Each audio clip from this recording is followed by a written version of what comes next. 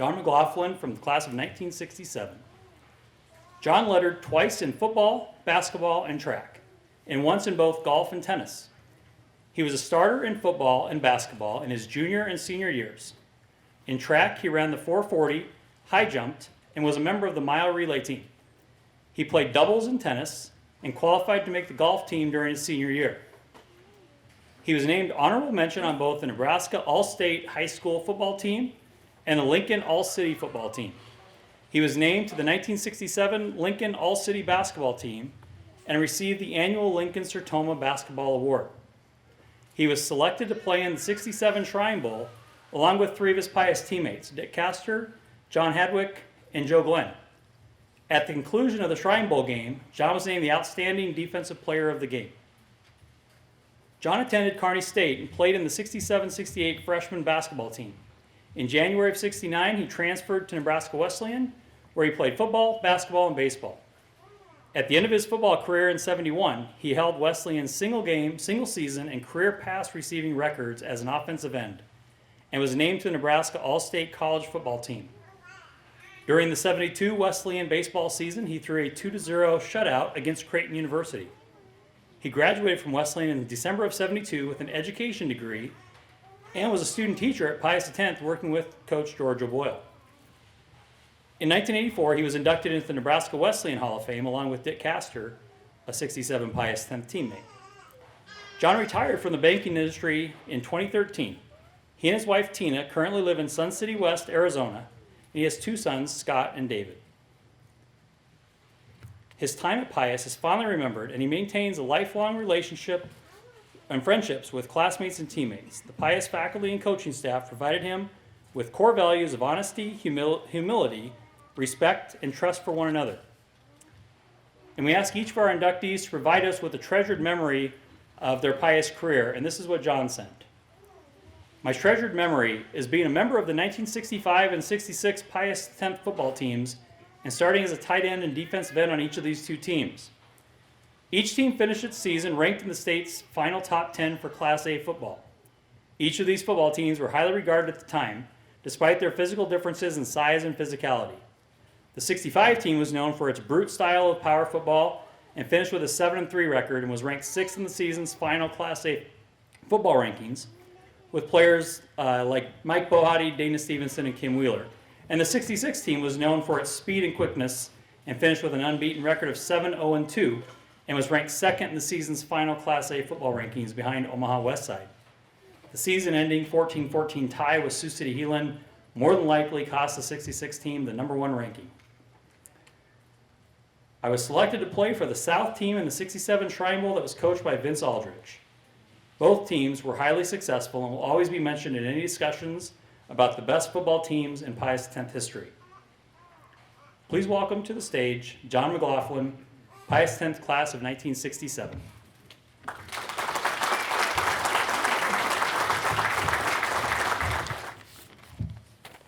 Well, hello. Sounds pretty impressive, doesn't it? It's difficult for me to talk about myself. So I just want to say thank you all for coming. And it's an honor, absolute honor, to be included in the Pius X Athletic Hall of Fame. I would like to take just a minute to introduce my family and guests. My wife, Tina. We will celebrate our 47th wedding anniversary this month, August 17th. We have two fine young men, Scott, my older boy, who is 37, and David, who is 32. I would also like to thank, and I don't know if Tom made it tonight, a gentleman named Tom Cowan. I went to Blessed Sacrament, and Tom Cowan was instrumental in my education at Blessed Sacrament and was instrumental in developing me as an athlete by not discouraging anyone in the junior high or mostly promoting sports and encouraging it through PE classes. And I learned a lot about respect for our country from that gentleman with regard to civics and history, which he was a teacher of and also a PE teacher. And I think of him often, and when we get together with other Blessed Sacrament alum, we all mention Tom Cowan. He had a big impact on our lives, and I really, really and sincerely appreciate that. Now, I know some of you may be wondering, who is this guy, me, and how did this happen is what we've got to talk about just briefly. And I need to tell you that my brother Tom, who called me in March of 2020, I had just moved into our home down in Sun City West, and Tom calls to tell me, I'm going to nominate you for the Pius Hall of Fame. And I said to him, why in the world would you do that? And I said, I don't think that's a very good idea at all. And so I've got two questions for Tom. Tom's sitting right down here. I'm going to ask Tom, what did you tell these guys on the committee about me?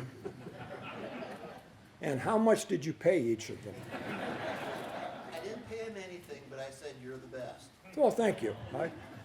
I never viewed myself as being the best, but I never passed an opportunity to play a sport. I loved athletics.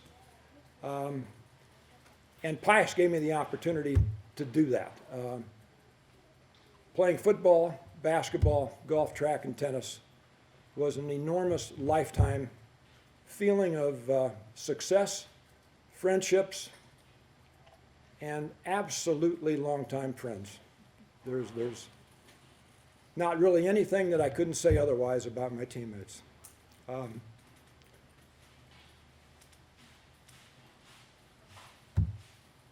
Tom said when he called me in the following March of 2021 this year, he said, hey, John, you're going to get a call from the AD at Pius, and he's going to want to ask you some questions. And I said, okay.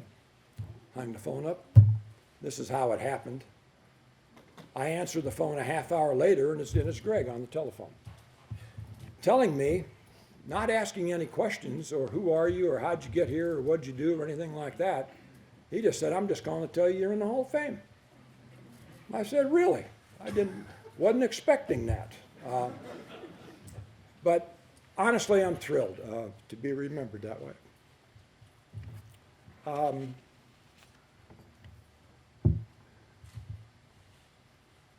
I have some mixed emotions about my whole time here at Pius, and all of them are good.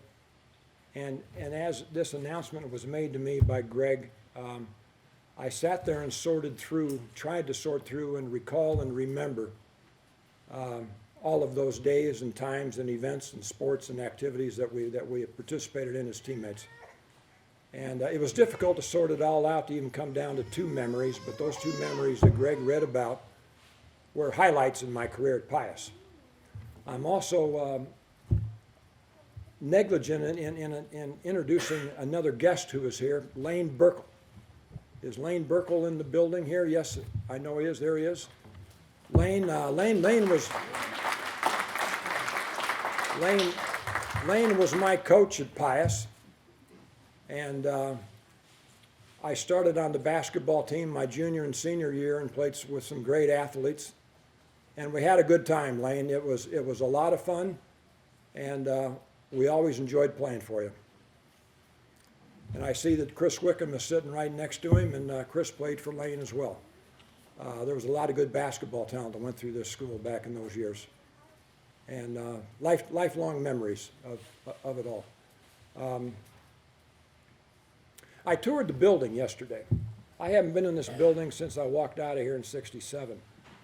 My wife and I moved to Denver in 1980, and we've lived out there for 40 years, and then we moved down to Sun City West in 2020. And